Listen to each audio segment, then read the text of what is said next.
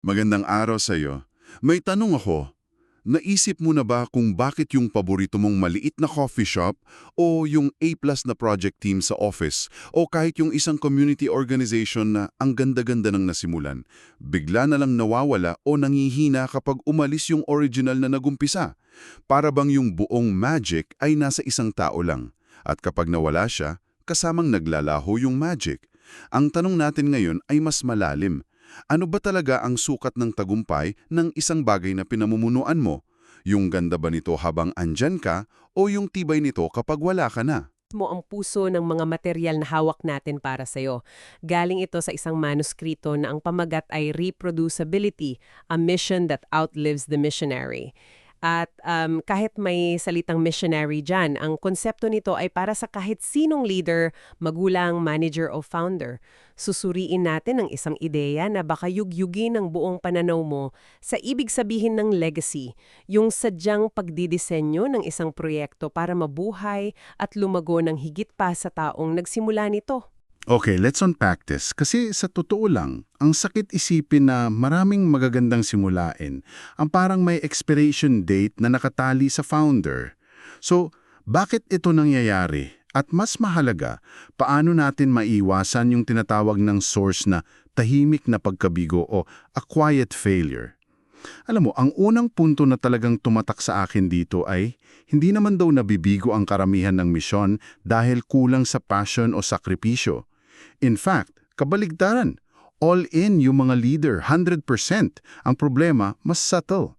Gumagana ang lahat, ang ganda ng takbo, hanggang sa araw na umalis yung leader. Pag-alis niya, biglang hihinto ang mga programa, nag-aalinlangan na yung mga naiwanan, at unti-unting nawawala yung momentum. May pangalan yan sa source material. Ang tawag nila dito ay presence-based faithfulness.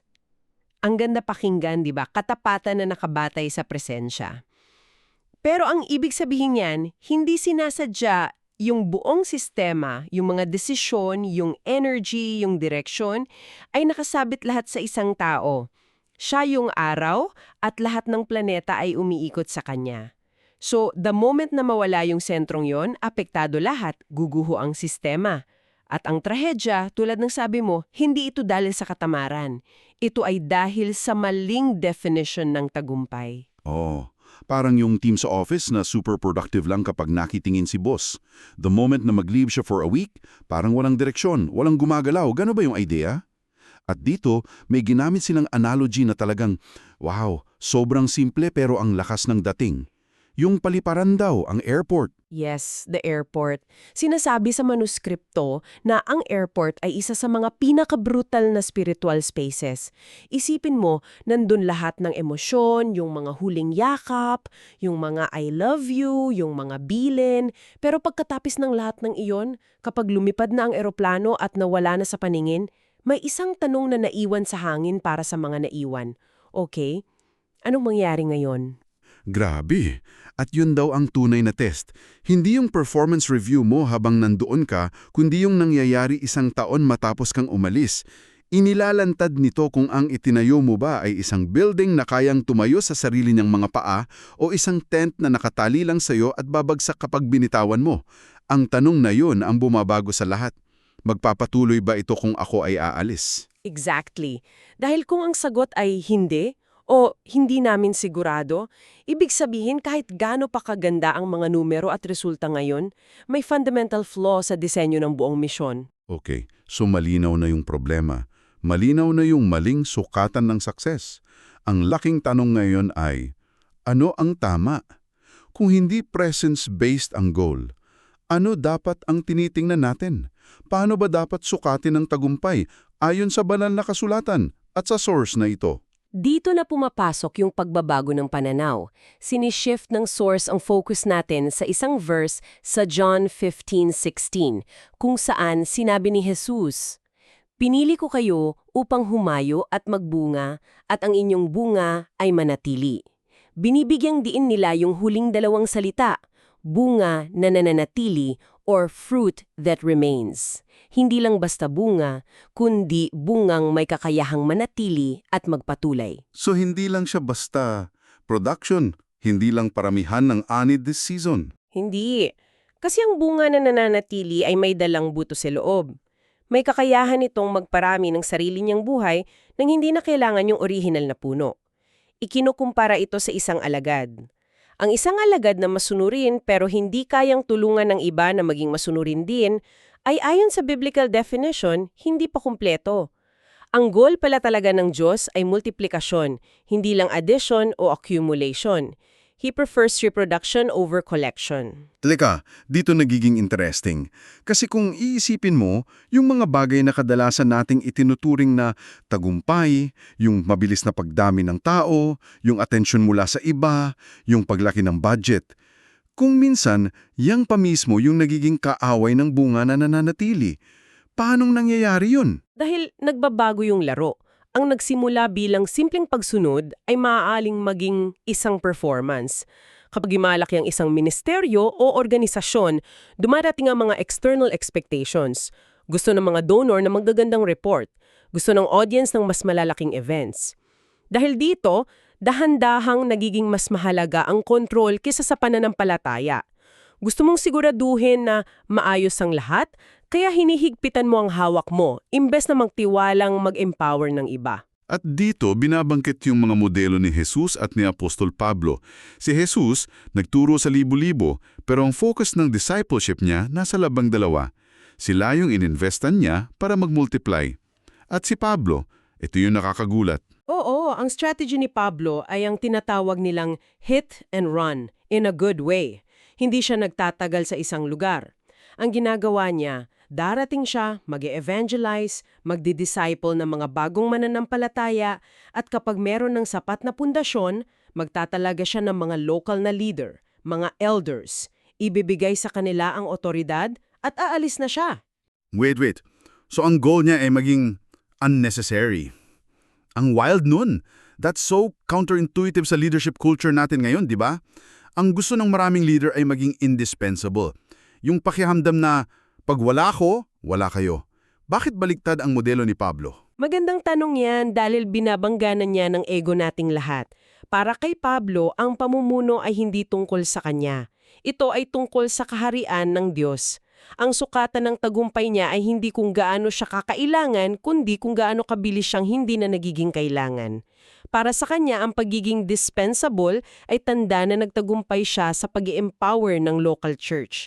Ang pag-alis niya ang pruweba na ang itinanim niya ay totoo at kayang mabuhay mag-isa. Okay, I'm sold on the why. Talagang mind-blowing yung shift sa perspective.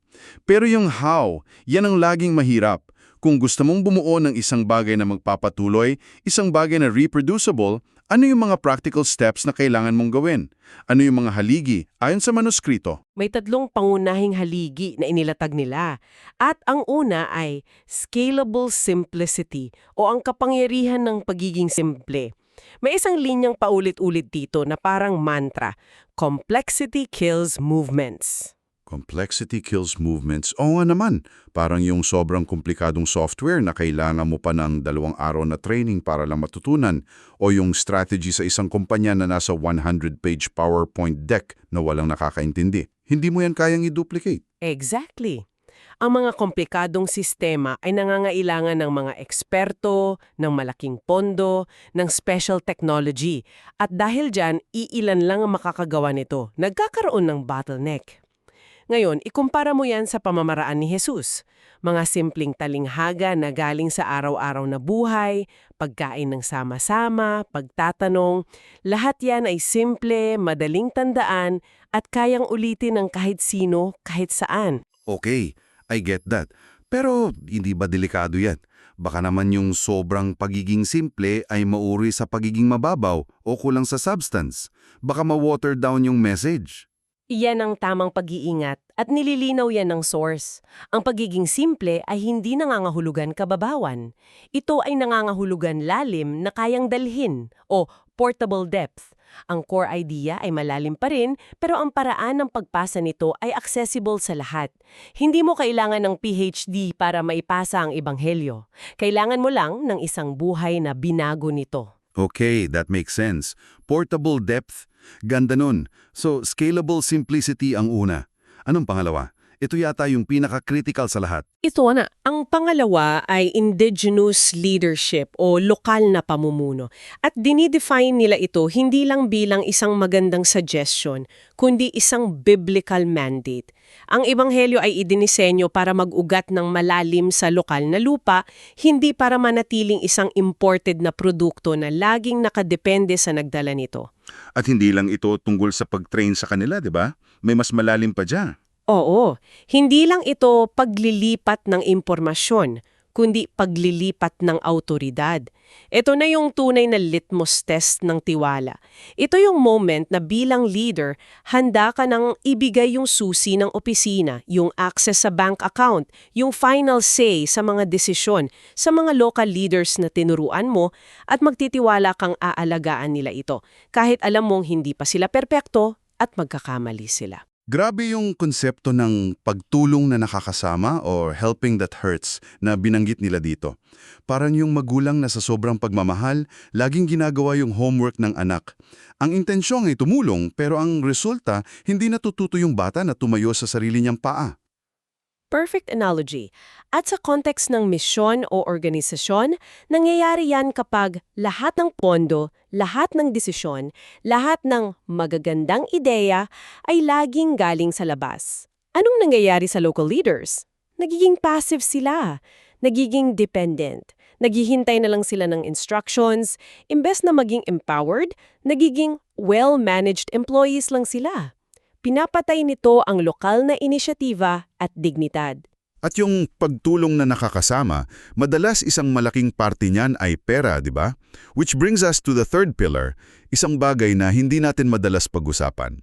Ethical financial structures. Tama, dahil ang pera ay isang malaking pagsubok sa reproducibility. Kung ang isang proyekto ay 100% funded mula sa isang external source, paano ito magpapatuloy kapag nawala ang pondong yun? Tahimik nitong sinasabi, hindi ninyo ito kayang suportahan ng mag-isa. Ito'y sumisira sa lokal na ownership. So ano ang solusyon na iminumungkahi nila? Tatlong bagay. Una, pag-asa sa lokal na pagkabukas palad, kahit gaano pa kaliit sa simula. Pangalawa, katamtamang infrastruktura. Magtayo lang ng kung ano ang kailangan at kung ano ang kayang i-maintain ng lokal na komunidad. Iwasan yung magarbong building na mangangailangan ng malaking pondo para lang sa aircon. At pangatlo, isang malinaw na exit strategy para sa external funding. Dapat may plano kung paano unti-unting babawasan ang tulong mula sa labas hanggang sa maging self-sustaining na sila. May isang linya dito na tumatak sa akin. Ang pera ay dapat isang tool, hindi isang pundasyon. Kapag ang pundasyon mo ay pera mula sa labas, ang buong istruktura ay tiyak na marupok. Scalable simplicity, indigenous leadership with real authority, and ethical financial structures. Grabe, kapag pinagsama-sama mo lahat yan, talagang aakayin ka sa isang napakalaking kabalintunaan o paradox. Yung konklusyon ng buong manuskrito, na ang sukatan ng iyong pamumuno ay hindi ang iyong pananatili, kundi ang iyong pag-alis. Yan na yun. Ang pag-alis ay hindi pagkabigo. Ito ay katuparan. Kung ang itinanim mo ay sadyang idisenyo upang mabuhay ng wala ka, ito ang ultimate act of empowerment. At ito mismo ang ginawa ni Jesus. Ang pag-alis niya sa mundo ay hindi isang aksidente. Ito ay isang stratehikong hakbang. Sinabi pa nga niya sa mga alagad, mas makabubuti para sa inyo na ako'y umalis para mapalaya ang banal na espiritu na kumilos sa pamamagitan nilang lahat. Ito ay lohika ng multiplikasyon. Ang layunin mo bilang leader ay bumuo ng isang bagay na handa kang bitawan. Kaya pala, so ang tunay na tagumpay ay hindi nasusukat sa presensya.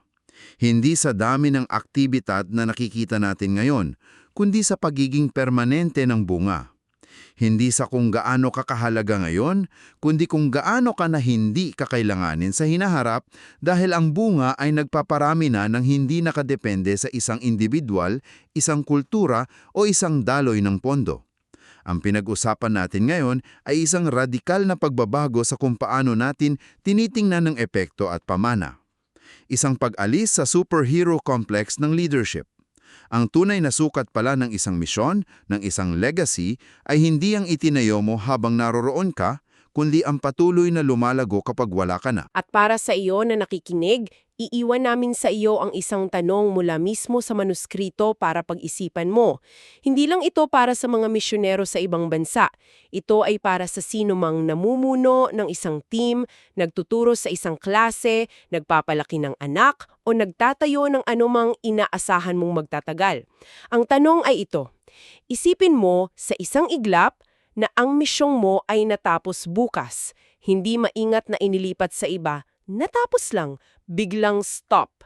Ano ang mananatili? Magpapatuloy ba ang mga alagad na gumawa ng mga alagad nang walang pangangasiwa mo, walang pondo mo, o walang pahintulot mo?